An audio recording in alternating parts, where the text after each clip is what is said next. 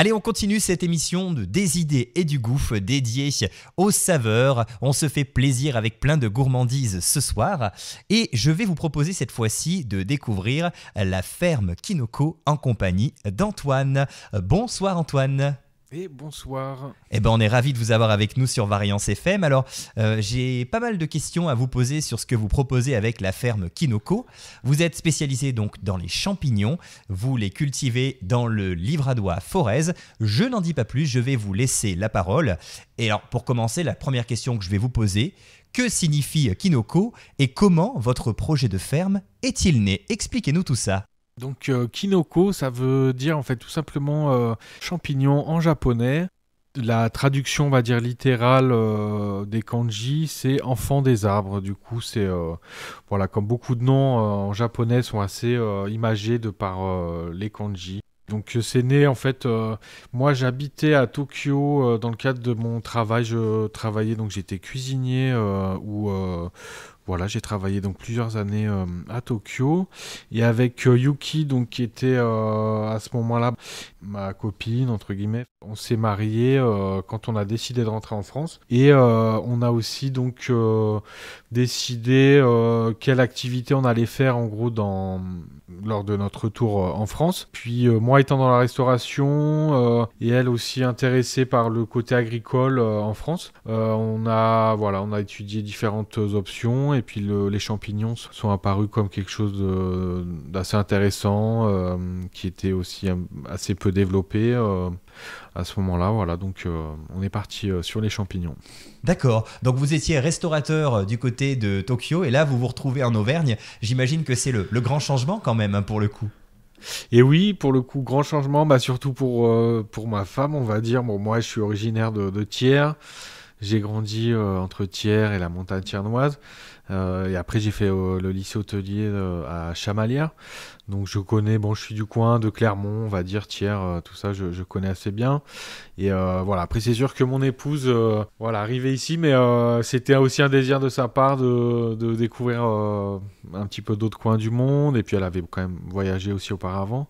Donc voilà, puis elle est, encore aujourd'hui, elle est assez ravie d'être ici. Et alors, justement, quels sont les différents types de champignons que vous proposez sur votre exploitation et d'où viennent-ils? Parlez-nous un petit peu donc de ce que vous proposez. Ça va être les pleurotes. Pleurote, c'est un champignon gris, mais qui peut aussi apparaître sous différentes couleurs, des fois jaune ou même rose. Donc voilà, nous, le champignon qu'on produit là quasiment toute l'année, ça va être pleurote gris, et ainsi que les shiitake. Donc shiitake, c'est un champignon marron qui peut ressembler un petit peu à un cèpe, on va dire, mais avec un pied beaucoup moins volumineux. Et en termes de saveur aussi, voilà, c'est un champignon qui a pas mal de goût, un petit peu comme le cèpe. Voilà, un goût boisé qui vient relever pas mal de plats, aussi bien du riz que différentes préparations, quoi. D'accord, et j'imagine que de temps en temps, selon les saisons, vous proposez peut-être des choses un petit peu différentes pour pimper un petit peu votre exploitation, pour apporter de nouvelles choses.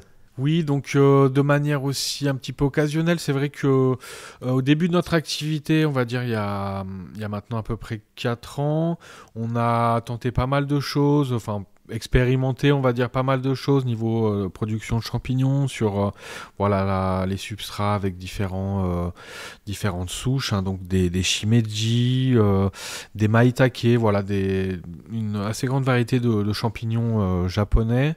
Et voilà, puis donc au fil des années, donc il y a quelques substrats qu'on a gardés et qu'on a mis dans notre jardin, donc pour essayer d'avoir des pousses un petit peu différées dans le temps et qui suivent un peu plus les saisons. Donc voilà, après en été, là on a eu récemment des maitake qui sont sortis juste à la fin de l'été assez chaud qu'on a eu. D'accord, oui, ça permet de changer un petit peu et de ne pas avoir tout le temps les mêmes champignons puisque vous proposez des recettes et on en parlera tout à l'heure.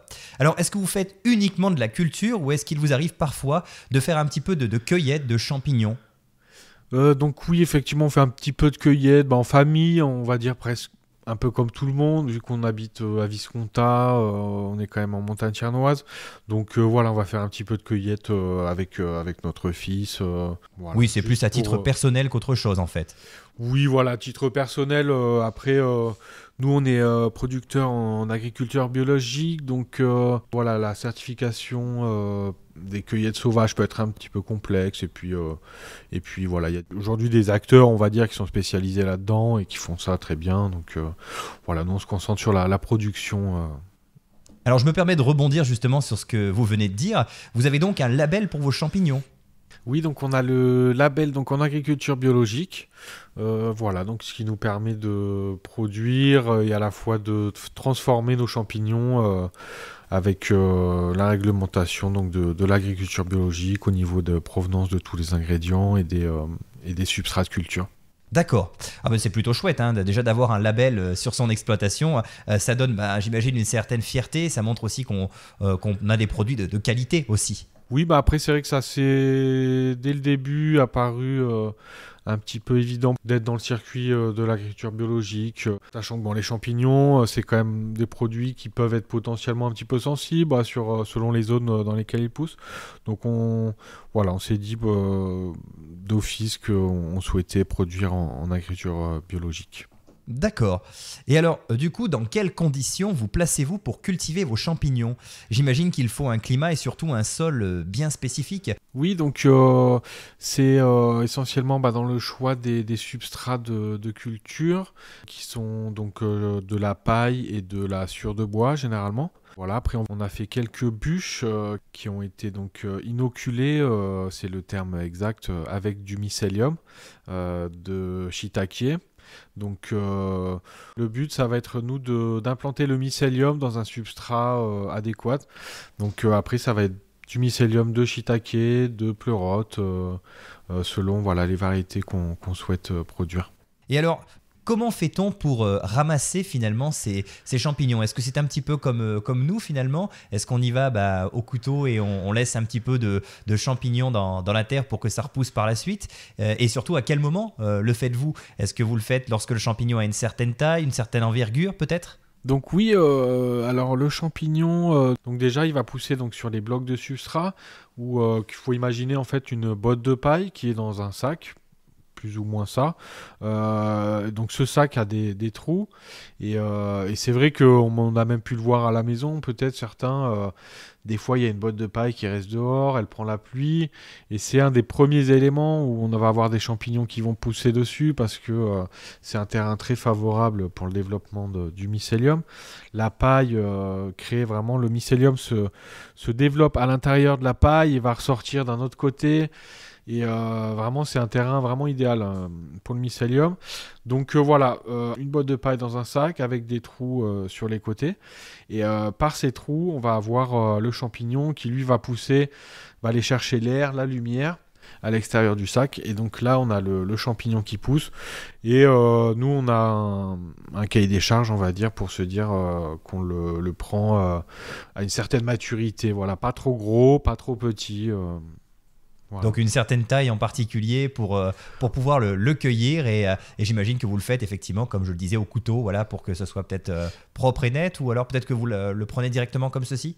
Oui, voilà, ouais, on va le prendre directement à la main où nous justement on essaye d'enlever la racine entre guillemets, enfin ou vraiment la base du champignon et comme ça nous laisse derrière on va dire un trou assez propre où voilà, ou si on a des résidus de pleurote qui a poussé auparavant, ça va plutôt avoir tendance à attirer des petits moucherons, voilà. Et donc par mesure d'hygiène, c'est plus intéressant de prélever vraiment la racine du champignon. D'accord, c'est intéressant à savoir que vous ne faites pas tout à fait pareil que les cueilleurs de champignons qu'on voit dans nos forêts et qu'effectivement il y a tout ce facteur, comme vous dites, ce facteur hygiène oui. Et ce facteur moucheron, comme vous disiez tout à l'heure également. C'est vrai que dans la nature aussi, le but, ça va être de garder un maximum de mycélium dans le sol pour que l'année suivante, on ait un maximum de chances d'avoir encore des champignons à cet endroit. Et nous, donc dans la culture de champignons, sur les substrats, le mycélium est présent dans tous les cas sur le substrat. Donc nous, on est certain que le cycle va continuer sur notre bloc de substrat. Mais voilà, il faut préparer, entre guillemets, la pousse du prochains champignons qui arrivent derrière. Et alors, juste par curiosité, est-ce que ça vous est déjà arrivé d'avoir d'autres variétés de champignons qui se sont mis à pousser sur votre substrat alors que vous ne l'aviez absolument pas prévu pour le coup?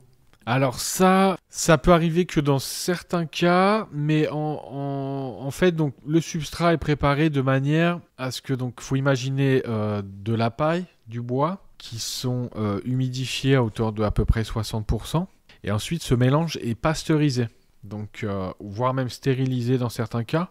Et donc cette pasteurisation justement nous permet de donner toute latitude à notre futur mycélium qu'on va inoculer. Voilà, une fois que cette étape est passée, une fois que le mycélium a colonisé l'ensemble du substrat, il est vraiment dominant sur son terrain. Et a priori, si le mycélium est en forme, entre guillemets, et vigoureux, on ne va pas du tout avoir de contamination extérieure. Après, le temps passant, on va dire le substrat vieillissant, là, on pourra commencer à avoir le fameux trichoderma. Donc, c'est ce fameux champignon ou cette poudre bleue qu'on voit souvent sur les oranges. Et donc là, effectivement, ce champignon est présent partout. Et c'est lui, un petit peu, qui va nous donner les premiers signes de vieillissement du substrat. Où voilà, on va avoir un petit peu de poudre bleue. Donc là, on sait que le substrat potentiellement va aller soit en paillage dans le jardin ou voilà, on va le recycler d'une manière ou d'une autre, mais son cycle de production est terminé, quoi. D'accord, c'est intéressant. Vous voyez, j'ai appris plein de choses grâce à vous et je ne savais pas tout ça sur les substrats. Donc, c'est vrai que ça sert à ça aussi, cette émission. On apprend des choses sur la culture, les moyens de produire, notamment des champignons pour le coup. Et c'est super intéressant. Et alors, du coup, quelles sont les propriétés gustatives et nutritives de vos champignons? Est-ce qu'ils nous apportent quelque chose de spécifique par rapport à d'autres variétés qu'on connaît tous finalement? Pas spécialement, tous les champignons sont plutôt bons pour la santé. On va dire ça apporte un petit peu de protéines et surtout ça apporte un sentiment un petit peu de satiété quand même comparable à la viande. Si des fois le soir où on essaie de manger un petit peu moins de viande le soir ou un petit peu comme la viande aussi, le mariner avec différentes épices ou vraiment lui apporter plein de saveurs différentes pour justement mettre en valeur le goût du champignon à la base, quoi. Et alors, du coup, sous quelle forme se présentent les champignons que vous proposez? Au niveau de la production, on va dire 80% ou vraiment une grosse partie de notre production, ça va être livré directement en frais sous forme de colis de 2 kilos généralement où on livre les magasins. Et ensuite, une autre partie effectivement va pouvoir être séchée, mais ça représente vraiment une toute petite quantité pour nous. Et une partie aussi quand on sélectionne nos champignons où voilà, on va faire donc de la transformation avec différentes recettes. Donc voilà, avec les pleurotes, les shiitake pour des antipastilles, un petit peu des petites choses pour l'apéro, des choses comme ça. D'accord. Et alors, du coup, vous les mettez en valeur à base de recettes, comme vous le disiez, ces champignons. Finalement, comment faites-vous pour les élaborer, ces recettes? J'imagine que ça ne doit pas être évident parce qu'il ne faut pas dénaturer effectivement ce champignon. Il faut pouvoir conserver ses saveurs. Ça reste un élément très fragile. Alors, il y a, je pense, toute une réflexion derrière tout ça. Oui, bien sûr. Ouais, donc il y a toute la partie recherche et développement, entre guillemets, sur les recettes, comment mettre en valeur le champignon. Donc souvent, on fonctionne, pour employer un terme technique, une cuisson par concentration un petit peu, où on va plutôt les faire saisir au four avec un petit peu de matière grasse pour faire ressortir un petit peu les saveurs. Et voilà, et ensuite les apporter à une marinade vraiment riche en goût. Donc dans le cadre de la recette au citron, on fait au préalable une purée de citron et de gingembre avec les peaux de citron un petit peu blanchies et confites dans leur propre jus, on va dire. Et donc ça nous sert de base pour l'assaisonnement des pleurotes au citron, par exemple, voilà, où on a beaucoup de goût et à la fois on a le champignon qui est mis en valeur avec un petit peu l'acidité du citron. D'accord. Et alors pour tous ceux qui voudraient éventuellement cuisiner les champignons tels quels chez eux, est-ce que vous pouvez nous donner quelques suggestions de recettes faciles à faire chez soi? Parce que on ne connaît pas forcément ces fameux champignons japonais que vous avez. Du coup, comment peut-on aisément les cuisiner et faire des recettes simples avec eux? Et ben effectivement, par rapport par exemple au shiitake, on va pouvoir les émincer, juste les saisir à feu assez vif, on va dire, faire une huile bien chaude, on met les champignons dedans. Donc une fois qu'on a de la coloration, on déglace légèrement avec un tout petit peu de vin blanc. Et on vient mettre, une fois que le vin blanc est évaporé, on vient mettre une petite cuillère de crème pour juste enrober un petit peu le tout. Voilà, on assaisonne. On peut aussi rajouter une petite gousse d'ail, un peu de persil. Et là, voilà, on a quelque chose de très simple, mais vraiment très parfumé et qui met en valeur le champignon avec des pâtes, une pièce de viande, voilà. Plein de... D'accord, donc finalement, ça peut... Donc ça, c'est pour le shiitake, hein, comme vous l'avez mentionné. Et pour l'autre variété de champignons que vous proposez, c'est pareil, on peut la cuisiner facilement également, ou est-ce que ça nécessite une préparation peut-être plus importante? Alors les pleurotes, c'est exactement pareil. On peut les tailler même à la main. On peut simplement les séparer un petit peu dans le sens des fibres. Et voilà, très simple. Une petite poêlée comme ça, légèrement crémée à la fin. Donc là, ça met vraiment en valeur le goût du champignon. Donc rien de compliqué, on va dire. Alors, vous parliez de recettes d'antipasti tout à l'heure, des recettes finalement assez simples, je dirais. Est-ce qu'il vous est arrivé d'élaborer des choses un petit peu originales, voire nouvelles, par exemple, des recettes qui seraient sucrées-salées? Alors oui, en termes de sucré-salé, j'ai fait différents essais. Et puis ça, c'était une recette qui m'avait été inspirée par un chef précédent, enfin dans un de mes précédents postes en tant que cuisinier. Et donc on fait un praliné en fait avec des noisettes caramélisées, dans lequel on a incorporé un petit peu de champignons séchés. Donc on peut utiliser du cèpe séché sous forme de granulés, un petit peu, des fois on les trouve les parures un petit peu, ou on peut mettre aussi des pleurotes ou voilà, du champignon séché. On broie le tout au mixeur et ensuite on va pouvoir faire des disques de cette poudre. Voilà, qu'on va flasher au four à 200 degrés, admettons, quelques minutes. Et là, on obtient une tuile pralinée qui va venir un petit peu apporter du croustillant sur une cassolette de foie gras ou des plats, voilà, à base de foie gras un petit peu crémé. Et là, on a un beau sucré salé, on va dire, sur le champignon, mais plutôt sur une entrée. Voilà, on va dire. Donc c'est quelque chose que vous avez essayé, mais est-ce que vous l'avez commercialisé? Pas du tout, non? C'est quelque chose que vous n'avez pas dans votre gamme de produits? Alors, on n'a pas ce produit-là. En fait, on a donc une partie où maintenant on va faire aussi des événements en tant que traiteur. Donc, où là, on a associé un petit peu mon activité de base, qui est le métier de cuisinier, et l'activité des champignons.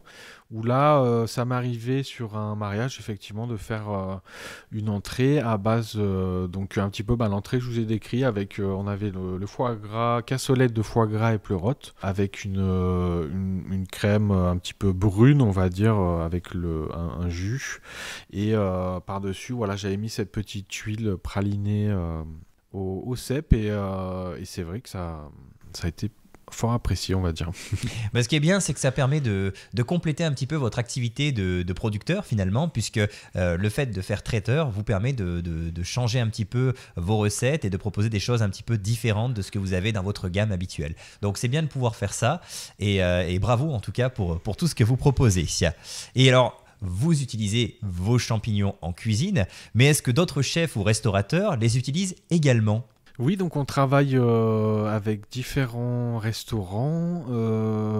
Donc certains connaissent peut-être le restaurant Les Chênes à Augerolles, ou aussi un restaurant, le restaurant Envie en centre-ville de Clermont-Ferrand. Avec ça, c'est des restaurants avec qui on travaille vraiment en direct et à la semaine, où voilà, on les livre très régulièrement. Alors, est-ce que vous avez éventuellement des projets dont vous pouvez nous faire part aujourd'hui, des choses que vous souhaitez développer dans les prochaines semaines ou les prochains mois avec la ferme Kinoko ?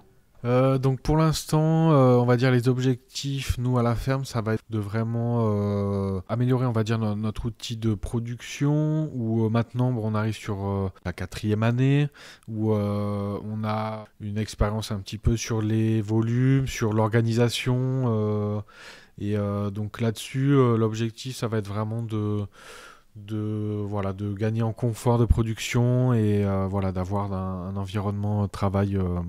Donc là, d'ici la fin de l'année, normalement, on aura différentes salles vraiment assez bien aménagées et dédiées à la culture de champignons, quoi. D'accord, parce qu'aujourd'hui, vous travaillez avec des petits outils, j'imagine. Vous êtes un petit peu comme nous dans notre cuisine. Vous avez le strict minimum et vous souhaitez tout simplement produire à plus grande échelle. Alors, pas vraiment à plus grande échelle, pas forcément, on va dire, développer les volumes de production, mais plutôt, des fois, ça arrive, pas trop régulièrement, mais ça arrive de temps en temps où on n'a pas assez, en fait, de production pour nos clients qui sont assez réguliers, on va dire, hein. On a maintenant un circuit de vente qui est assez établi avec des AMAP, les magasins bio, les restaurateurs. Donc et donc déjà avoir moins souvent ce type de manque, on va dire, ce type de rupture. Et après aussi gagner en confort de travail où les substrats sont des blocs qui pèsent environ 13 kilos. Donc ça représente quand même pas mal de manutention. Et avoir des outils vraiment adaptés pour la production et pouvoir, on va dire, avoir les rendements sur nos substrats qui soient le plus haut possible. Donc déjà, avant de penser à augmenter la production, assurer vraiment la production, quoi. En tout cas, je vous remercie beaucoup pour toutes ces informations. C'était un plaisir de vous avoir avec nous, Antoine. Avant de partir, j'ai quand même une question ultime qui, je dirais, est la plus importante finalement. Où peut-on vous retrouver ? Est-ce que vous avez une page Facebook, un site internet, peut-être même des lieux dans lesquels on peut retrouver facilement vos produits ?